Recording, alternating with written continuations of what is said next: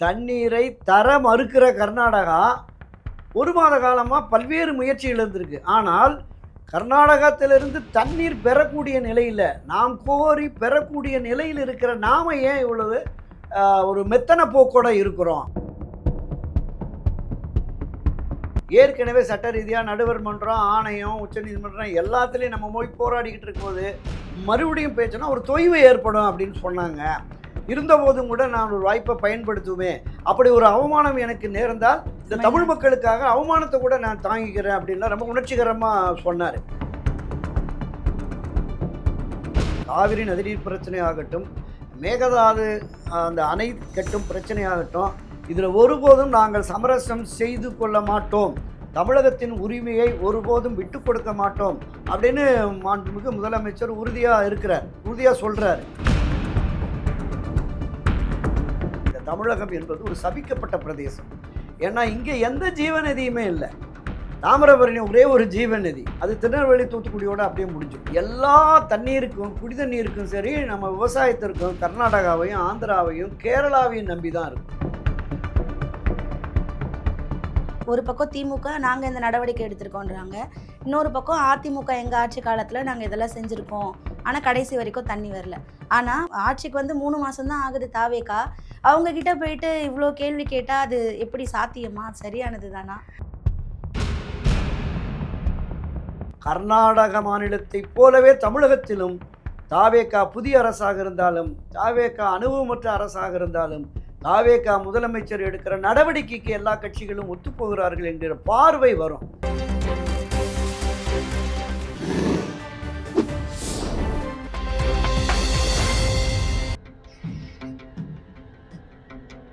தமிழலை நேயர்களுக்கு வணக்கம். இன்றைய நேர்காணலில் நம்மோடு இணைந்திருக்கக்கூடியவர் திராவிட இயக்க ஆய்வாளர், மூத்த பத்திரிகையாளர் திரு துரைக்கரன் அவர்கள்.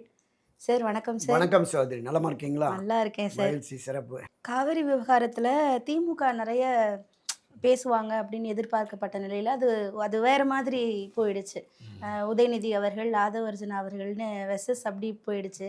ஆனால் அந்த விஷயத்தில் பெண்கள் குரல் கணீர்னு கேட்டுச்சோ? ஏன்னா சௌமியா அன்புமணி அவர்கள் ரொம்ப தெளிவாக அழகாக பேசியிருந்தாங்க.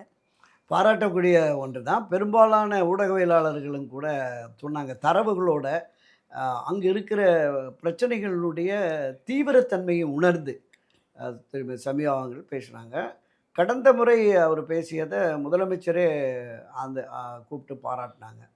2 பெண் உறுப்பினர்கள் பேரவையில் புதியவர்களாக இருந்தாலும் சிறப்பாக செயல்படுவர்கள் அதை நம்ம வரவேற்கணும். திருமதி சௌமியா அன்புமணி ஆகட்டும், திருமதி பிரேமலதா விஜயகாந்த் குறிப்புகளே இல்லாமல் கூட ரொம்ப தெளிவாகவும் அழகாகவும் பேசுகிறாங்க. அது வரவேற்கத்தக்க தான். எல்லோருமே ஆளுங்கட்சி எதிர்கட்சியில் இருக்கிற எல்லோருமே அதை பார்த்து அவங்கள பேச்சு முடிச்சுட்டு போகிற போது பாராட்டினாங்க. இந்த காவிரியினுடைய முக்கியத்துவம் எல்லா அரசியல் கட்சிகளும், தாவேக்கா தவிர்த்த எல்லா அரசியல் கட்சிகளுமே இந்த அனைத்து கட்சி கூட்டணும் அப்படிங்கிறத, அனைத்து கட்சி கூட்டணும் அப்படின்னு.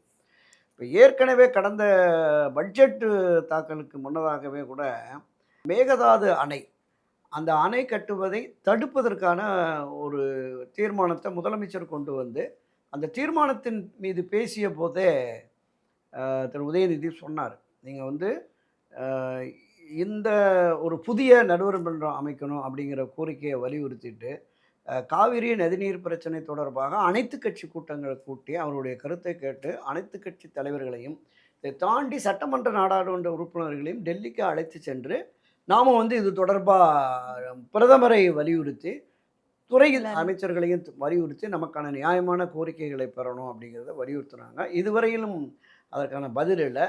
நேற்றைக்கு தான் நாடாளுமன்ற உறுப்பினர்கள் கூட்டத்தை முதலமைச்சர் அழைச்சிருக்கிறாரு. அதுலேயும் கூட ஒரு குறிப்பிட்ட சிலர் தான் போயிறாங்க, மற்றவங்க போகல. திமுக, பாமக எல்லாருமே போகல. சட்டசபையிலேயே கேள்வி எழுப்பியிருந்தாங்க, நாளைக்கு நடக்கிறதுக்கு வருவீங்களா அப்படின்லாம் அப்படின்னு சொல்லிட்டு. ஆமாம். உதயநிதி என்ன சொன்னார்னா, மிக முக்கிய பிரச்சனை தமிழர்களின் வாழ்வாதார பிரச்சனையான காவிரி நதிநீர் பிரச்சனை குறித்து தான் நாங்கள் ஆர்ப்பாட்சி மீட்டிங், அனைத்து கட்சி கூட்டத்தை கூட்டுங்கன்னு சொன்னோம். நீங்கள் மறுவரை தொடர்பான மசோதா டெல்லியில் தாக்கலாக போகுது, ஸோ அது குறித்து தான் இங்கே விவாதம், இங்கே நாடாளுமன்ற உறுப்பினர்கள் கூட்டம்னா ஏற்கனவே இதை நாங்கள் எதிர்த்துருக்குறோம். திமுகவை எதிர்த்திருக்கு, அதிமுக மற்ற கட்சிகள் எதிர்த்திருக்கு. எனவே இதன் மீதான கூட்டம் என்பது எங்களுக்கு ஏற்புடையதல்ல அப்படிங்கிற மாதிரி அவங்க ஒதுங்கிட்டாங்க. கனிமொழி ஆனாலும் கூட ஒரு மாநிலத்தின் முதலமைச்சர் ஒரு கூட்டத்தை கூட்டுறாருங்கிற போது, இங்க வந்து அதே கருத்த சொல்லலாம். நீங்க ஏற்கனவே நாடாளுமன்றத்தில சொல்லிட்டீங்க, வெளியில சொல்லிட்டீங்க, மறுவரை வந்து எங்களால ஏற்க முடியாதுன்னு. அதுக்கு பிறகு மத்திய அரசு அதுக்கு சில விளக்கங்கள்லாம் குடுத்திருக்கு. அப்ப அது தொடர்பான ஒரு டிஸ்கஷன் மாநிலத்தின் முதலமைச்சர் கூட்டுற பொழுது வந்திருக்கணும். நம்முடைய பங்களிப்பு இருந்திருக்கணும். அப்பதான் எந்த பிரச்சனை ஆனாலும், கர்நாடகாவானாலும், மற்ற மற்ற மாநிலங்களானாலும், அந்த மாநில நலன் சார்ந்த பிரச்சனைகள் என்று வருகிற பொழுது, கட்சி மாச்சரியங்களை, கருத்து வேறுபாடுகளை களைந்து, அவங்க எல்லாம் ஓரணியில திரண்டு குரல் கொடுக்குறாங்க. உதாரணத்திற்கு கடந்த 1 மாத காலமாக கர்நாடக அரசு, கர்நாடக முதலமைச்சர் பல்வேறு கூட்டங்கள நடத்துறாரு. அனைத்து கட்சியும் நடத்துறாரு. டெல்லிக்கு அழைச்சிட்டு போறாரு. எம்பிக்களோட போய் பேசுறாரு. மந்திரிகள சந்திக்கிறாரு. சட்ட ரீதியான பிரச்சனைகள நீதிமன்றம் போறாரு. அவங்களோட ஒரே நோக்கம் வந்து தண்ணீரை தண்ணி கொடுக்க கூடாது. தண்ணீரை தர மறுக்கிற கர்நாடகா 1 மாத காலமா பல்வேறு முயற்சிகள் இருந்திருக்கு. ஆனால் கர்நாடகத்திலிருந்து தண்ணீர் பெறக்கூடிய நிலையில, நாம் கோரி பெறக்கூடிய நிலையில் இருக்கிற நாம ஏன் இவ்வளவு ஒரு மெத்தன போக்கோட இருக்கிறோம்? அப்படிங்கிற பார்வை பொதுவெளிகள்ல இருக்குல்ல. நீங்க உடனடியாகவே அந்த அனைத்து கட்சி கூட்டத்தை கூட்டி, அந்த அனைத்து கட்சி கூட்டத்தினுடைய தலைவர்களை அழைத்து சென்று மத்திய அரச வலியுறுத்தி இருக்கணும். இது ஒரு வாய்ப்பு தானே சார். எல்லாரும் இன்னைக்கு போயிட்டு பார்த்துட்டு இன்னைக்கு நேர்ல கூட நிச்சயமா, பேசியிருந்திருக்கலாம். நிச்சயமா. அதுல இப்ப இந்த ஜூலை 3ஆம் தேதி வந்து இவரு முதலமைச்சர் கேட்டு நானே கேட்டேன். முதலமைச்சர் அத சொல்லியிருந்தார். திரு ஜோசப் விஜய் அவர்கள் நேத்து பேரவையில அத சொல்லியிருந்தார். நான் தான் வந்து பல ஆண்டுகளாக பேச்சுவார்த்தை நடக்கல. சட்ட ரீதியா தீர்வு என்றாலும் கூட ஒரு பேசி பார்க்கலாமே. பல நாடுகள், பகை பகை நாடுகள் கூட நாடுகளே. இந்த பிரச்சனைய பேசி தீர்க்கிற போது, நம்ம பக்கத்து மாநிலத்தில போய் பேசி தீர்க்கலாமே என்று போனேன். பல பேர் அங்க போனா அவமானம் கிடைக்கும். ஆ அது சரியான அணுகுமுறை இல்லை. ஏற்கனவே சட்ட ரீதியா நடுவர் மன்றம், ஆணையம், உச்சநீதிமன்றம் எல்லாத்துலயும் நம்ம போய் போராடிக்கிட்டு இருக்கும்போது, மறுபடியும் பேச்சோன்னா ஒரு தொய்வு ஏற்படும் அப்படின்னு சொன்னாங்க. இருந்தபோதும் கூட நான் ஒரு வாய்ப்பை பயன்படுத்துவேன். அப்படி ஒரு அவமானம் எனக்கு நேர்ந்தால், இந்த தமிழ் மக்களுக்காக அவமானத்த கூட நான் தாங்கிக்கிறேன் அப்படின்லாம் ரொம்ப உணர்ச்சிகரமா சொன்னாரு. அத திருமதி பிரேமலதா சொன்னார். ஒரு முதலமைச்சருக்கு அவமானம் என்றால், ஒட்டுமொத்த தமிழக மக்களுக்கு அவமானம். நீங்க அப்படியெல்லாம் கருதாதீங்க. உங்க பின்னாடி நாங்கலாம் இருக்கிறோம்னு சொன்னாங்க. சிபிஎம் வரவேற்கத்தக்க செல்லசாமி பேச்சு. கூட அங்க போய் மண்டியிட வேண்டிய ஆமா, அவசியம் ஆமா, இல்ல ஆமா. அப்படின்னு சிபிஎம் சொன்னாங்க. செல்லசாமி சொன்னாரு. நாம தான் சட்ட ரீதியாக பேசி நமக்கான தீர்வுகள் வந்துருச்சு. கிட்டத்தட்ட 40 டிஎம்சிக்கு மேல வந்தது. இன்னைக்கு 400 டிஎம்சிக்கு மேல வந்தது. இன்னைக்கு கொஞ்சம் கொஞ்சமா குறைஞ்சு நடுவர் மன்ற இடைக்கால தீர்ப்புல 205 டிஎம்சி வரைக்கும் வந்தது. இறுதி தீர்ப்புல 170.25 இருக்கும். அதையே பெற முடியல. அப்ப இத மறுபடியும் போய் அங்க என்ன பேசணும்? அதத்தான் செல்லசாமி அவர்களும் சொன்னாரு. நாம் நமக்கான சட்ட ரீதியான அந்த இதுல நிலைப்பாட்டுல உறுதியா இருப்போம். கர்நாடகாவோட மண்டியிட வேண்டாம் அப்படிங்கிற மாதிரிலாம் பேசினாரு. பலரும் பல்வேறு கருத்துக்களை பிரேமலதா சொன்னாங்க. அவர்களுக்குமே பாராட்டும் விதமா இருந்துச்சு உங்களுடைய ஆமா, ஆமா, கருத்து. ஆமா. அப்ப அரசினுடைய நிலைப்பாடு என்பது ஒரு தீவிரத்தன்மையோட இருக்கணும் அப்படின்னு சொல்லி. காவிரி நதிநீர் பிரச்சனை ஆகட்டும், மேகதாது அந்த அணை கட்டும் பிரச்சனை ஆகட்டும், இதுல ஒருபோதும் நாங்கள் சமரசம் செய்து கொள்ள மாட்டோம். தமிழகத்தின் உரிமையை ஒருபோதும் விட்டுக் கொடுக்க மாட்டோம் அப்படின்னு மாண்புமிகு முதலமைச்சர் உறுதியா இருக்கிறார். உறுதியா சொல்றாரு. சட்ட ரீதியாகவும் என்ன மாதிரி நடவடிக்கைங்கிறதையும் அவர் சுட்டிக்காட்டினார். பிரதமருக்கு கடிதம் எழுதினது, அரசு தரப்புல இருந்து கடிதம் போனது, அதிகாரிகள் போய் பேசினது எல்லாத்தையுமே சுட்டிக்காட்டினாங்க. ஆனால் இந்த அனைத்து கட்சி கூட்டம் என்பது ஏன் வலியுறுத்துறாங்கன்னா, தொடர்ந்து 2 முறை கர்நாடகா முதலமைச்சர் கூட்டிட்டாரு.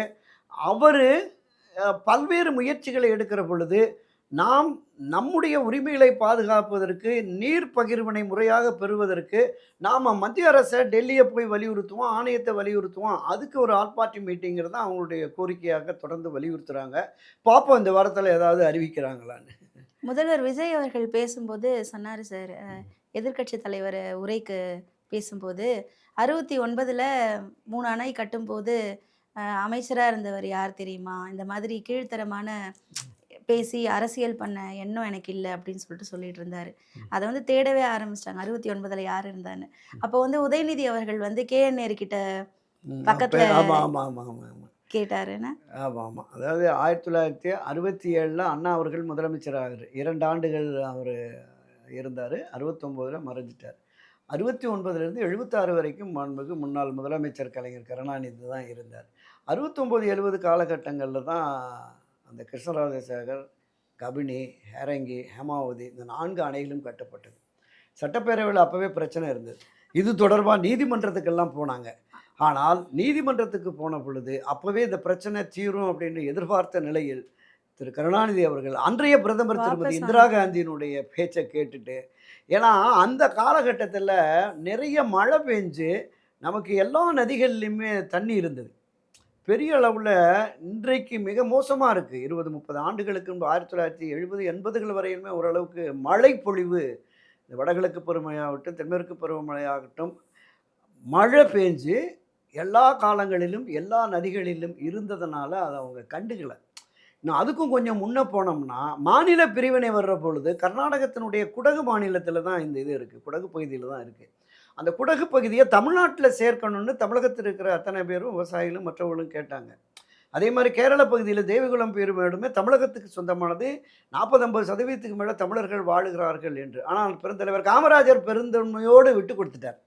அன்றைக்கு அந்த கமிட்டியில இருந்த பணிக்கர்னு கேரளாவ கேட்டு வந்துட்டாரு. இங்க இருந்த ஏதோ ஒரு கவுடான்னு கர்நாடகத்தை சேர்ந்தவர். அது என்னன்னா, என்ன பெருந்தன்மைன்னா, அவருக்கு ஒரு தேசிய பார்வை பெருந்தலைவர் காமராஜருக்கு இருந்தது. இந்த மாரி பிரச்சனையெல்லாம் தண்டிக்காங்கலாம் பிரச்சனை வரும்னு ஒருபோதும் அவர் நினைச்சே பார்க்கல. எல்லோரும் ஒரு தாய் மக்கள், ஒரு சகோதரத்துவத்தோட இருக்கிறோம். எங்க இருந்தா என்ன? அவங்களுக்கான பகுதி நிறைய கேட்குறாங்க அப்படின்னு சொல்லி விட்டு கொடுத்ததனுடைய விளைவு தான். இன்னைக்கு அந்த காவிரி உற்பத்தி ஆகிற குடகு நம்மட்ட இருந்ததுன்னா, நமக்கு எந்த பிரச்சனையுமே இருந்திருக்காது. அது ஒரு பெரிய துரதிர்ஷ்டவசமானது தான். நான் பல பதிவுகள்ல சொல்லியிருக்கேன். இந்த தமிழகம் என்பது ஒரு சபிக்கப்பட்ட பிரதேசம். ஏன்னா, இங்க எந்த ஜீவநதியுமே இல்ல.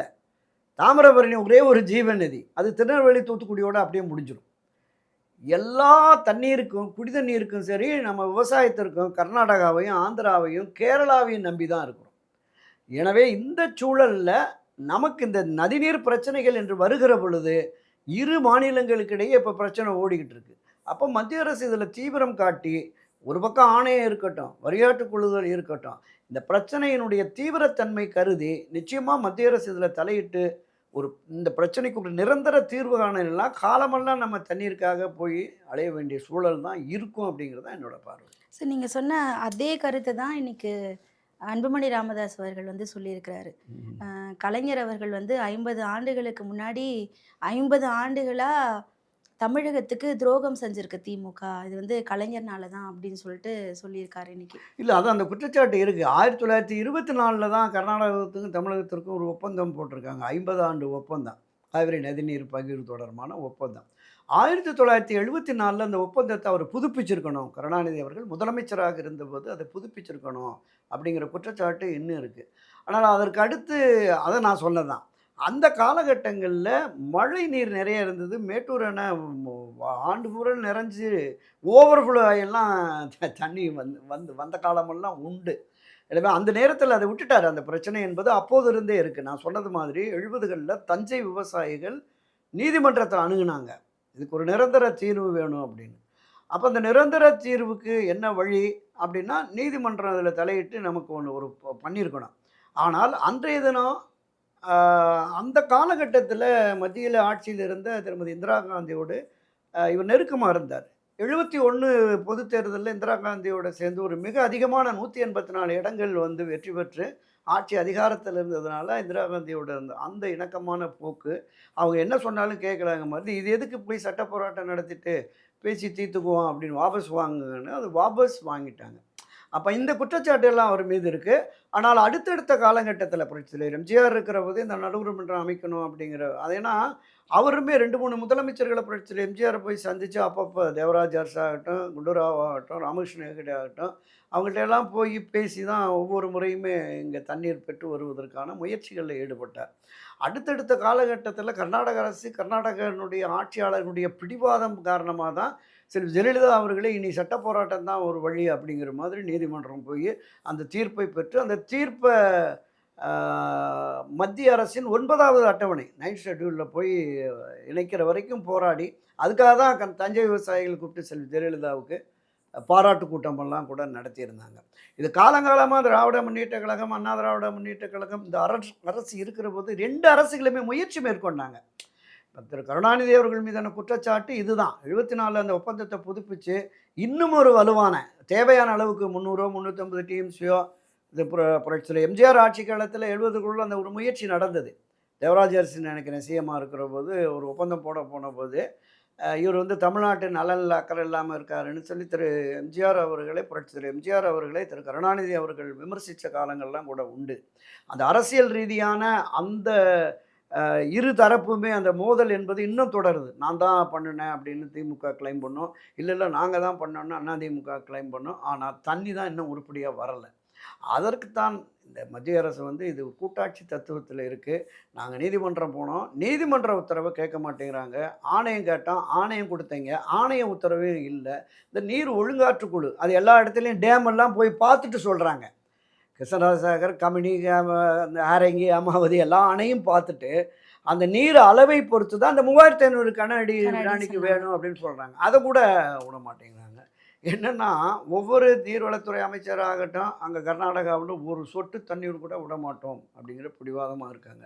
இந்த பிடிவாத நிலை என்பது மாறினால்தான் மக்களுக்கு நமக்கு கிடைக்கும். அடுத்தடுத்து இன்னும் ஒரு அடுத்த செப்டம்பர் 8ஆம் தேதி வரைக்கும் சட்டப்பேரவை நடைபெறுகிறது. இந்த சட்டப்பேரவையில் இது தொடர்பான விவாதங்களும் அவ்வப்போது வரும். தீர்வு என்ன என்பதை நம்ம பொறுத்திருந்து பார்க்கலாம். சார் இப்போ அதுதான் இப்போ தீர்வு என்னன்னு கேட்கறதுக்கு தான் வந்தேன். நீங்கள் பொறுத்திருந்து பார்க்கலான்னு சொல்லிட்டீங்க. ஒரு பக்கம் திமுக நாங்கள் இந்த நடவடிக்கை எடுத்திருக்கோன்றாங்க, இன்னொரு பக்கம் அதிமுக எங்கள் ஆட்சி காலத்தில் நாங்கள் இதெல்லாம் செஞ்சுருக்கோம், ஆனால் கடைசி வரைக்கும் தண்ணி வரல. ஆனால் ஆட்சிக்கு வந்து 3 மாதம் தான் ஆகுது தாவேக்கா. அவங்க கிட்ட போயிட்டு இவ்வளோ கேள்வி கேட்டால் அது எப்படி சாத்தியமா? சரியானது தானா? இல்லை ஆட்சி அதிகாரத்திலே இருப்பவர்கள் வந்து 3 மாதமாக 3 நாட்களாக இல்லை, தொடர்ந்து மற்ற அரசுகள் எடுத்த நடவடிக்கைகளின் நீட்சியாக ஏற்கனவே நீதிமன்றத்தில் திராவிட முன்னேற்ற கழகம் மனு தாக்கல் பண்ணியிருந்தாங்க. அதுக்கடுத்து அதிமுக காலத்தில் இருந்தது. அதற்கு பிறகு தான் நமக்கு ஒவ்வொன்றா தீர்ப்புகள் வந்தது. இதற்கு உடன்படாத நிலையில் கர்நாடக அரசு பிடிவாதம் காட்டுவதால் அரசு தீவிரத்தன்மையோடு ஒரு மெத்தன போக்கு இல்லாமல் தாவேக அரசு முதலமைச்சர் ஜோசப் விஜய் அவர்கள் அடுத்த நாளே கர்நாடகாவிலேருந்து 3ஆம் தேதி வர சொல்லியிருக்கேன் நாங்கள். அப்போ கர்நாடகாவின் சூழ்நிலை சரியில்லை, இப்போதைக்கு நீங்கள் வர வேண்டாம் அப்படின்னோடனே அடுத்த நாளே நீங்கள் அனைத்து கட்சி கூட்டத்தை இங்கே தாவேகா அரசு, இந்த அரசாங்கம், முதலமைச்சர் கூட்டியிருக்கணும். ஏன்னா உங்களோடு உடன்பட்டு நிற்கிறவங்க இதுவரைக்கும் திமுகவில் இருந்த கட்சிகளும் இங்கே தான் இருக்காங்க. சிபிஐ, சிபிஎம், விசிக, மதிமுக, ஐயுஎம்எல் எல்லாமே இருக்குது. அங்கே இப்போ பாமக, தேமுதிக, அதிமுக கட்சிகள் தான் இருக்குது. இப்போ இவர்களுமே காவிரி பிரச்சனையை பொறுத்தளவில் ஒருமித்த கருத்தோடு தான் இருக்கிறாங்க. உங்களுக்கு எதிராக எதுவும் பேச போகிறதில்ல. அதில் என்ன சிரமம், அதுதான் அவங்க குற்றச்சாட்டாக இருக்குது. அப்போ இந்த 3 மாதங்கள் ஆனாலும் தொடர்ந்து 1 மாதத்திற்கு மேலாக இந்த பிரச்சனை அதிகமாகி போயிட்டுருக்கு. அங்கே நீங்கள் இந்த சம்பா சாகுபடி போயிடும், குறுவை போயிடும், ஆல்ரெடி இல்லை அங்கே போத்த நாட்டுகள்லாம் ஒன்றும் இல்லாமல் போயிடுச்சு. அப்போ தொடர்ந்து இந்த இழப்பு வருகிற பொழுது என்ன நமக்கு தீர்வு? நீங்கள் இப்போ தண்ணி வந்தால் கூட இன்னும் 2 மாதம் போய் அடுத்த ஏதாவது கொஞ்சம் பார்க்கணும். என்னென்னா இன்னொரு பெரிய விஷயம், இப்போ தண்ணி வந்து அவங்க விளைச்சல்லாம் வந்து ஒரு பயிர் விளைச்சலாக இருக்கிற நேரத்தில் கடுமையான மழை வந்துருங்கிறான். இப்போ எல்னினோவில் கடுமையான வெயில் இருக்குது. இதை விட கூடுதலான மழை பொழிவும் இருக்குங்கிற பயம் இருக்குது. ஒன்று காஞ்சி கிடக்கும், இல்லைன்னா பேஞ்சு கெடுக்கும் அப்படிங்கிற மாதிரி விவசாயிகள் பேசுவாங்க. அந்த மாதிரி நிலைமை இருக்கும். அப்போ இப்போது இருக்கிற பயிர்களை காப்பாற்றுவதற்காக நம்ம விடணும் அப்படின்னு அது ஆனந்த், நீர்வளத்துறை அமைச்சர் மாண்புமிகு ஆனந்த் பேசுகிற போது சொல்கிறாரு. இப்போ மட்டும் இல்லை, கடந்த காலங்களில் அதே மாதிரி ஜூனில் திறக்காமல் ஜூலையில் திறந்துருக்காங்க, ஆகஸ்ட்டில் திறந்துருக்காங்க, செப்டம்பரில் திறந்துருக்குறாங்க, ஏன் அக்டோபர் மாதம் கூட மேட்டூர்லேருந்து தண்ணி திறந்துருக்காங்க, நீர் இருப்பை பொறுத்து அப்படின்னு. நீங்கள் காரண காரியங்களை தேடுவதை விடவும் இன்றைய பிரச்சனைக்கு தீர்வு என்ன என்பதை அனைத்து கட்சி கூட்டத்தை கூட்டி அந்த ஆலோசனைகளை பெற்று 234 சட்டமன்ற தொகுதிகளும் இருக்கிற நாடாளுமன்ற உறுப்பினர்கள் இருக்கிற 37 பேர், அங்கே ஒரு 10 பேர், 47, 50 பேர், 57 பேர், 52 பேர் இருக்காங்க ஒட்டுமொத்தமாக மக்களவை மாநிலங்களில். அப்போ ஒட்டுமொத்த நாடாளுமன்ற உறுப்பினர்களையும், ஒட்டுமொத்த தமிழக சட்டமன்ற உறுப்பினர்களையும், ஒட்டுமொத்த அரசியல் கட்சிகளின் பிரதிநிதிகளையும் டெல்லிக்கு அழைச்சிட்டு போய் அங்கே பிரதமரை, சம்பந்தப்பட்ட அமைச்சர்களை வலியுறுத்துகிற பொழுது நம்முடைய தமிழ் மக்களுக்கு மிகப்பெரிய நம்பிக்கை வரும். கர்நாடக மாநிலத்தை போலவே தமிழகத்திலும் தாவேகா புதிய அரசாக இருந்தாலும், தாவேகா அனுபவமற்ற அரசாக இருந்தாலும், தாவேகா முதலமைச்சர் எடுக்கிற நடவடிக்கைக்கு எல்லா கட்சிகளும் ஒத்துப்போகிறார்கள் என்கிற பார்வை வரும். அதுதான் அதுக்கு தீர்வுக்கு வழி என்று நான் பார்க்கிறேன். பொறுத்திருந்து தான் பார்க்கணும் அனைத்து கட்சி கூட்டம் கூட்டப்படுமா இல்லையான்னு. நன்றி சார். நன்றி.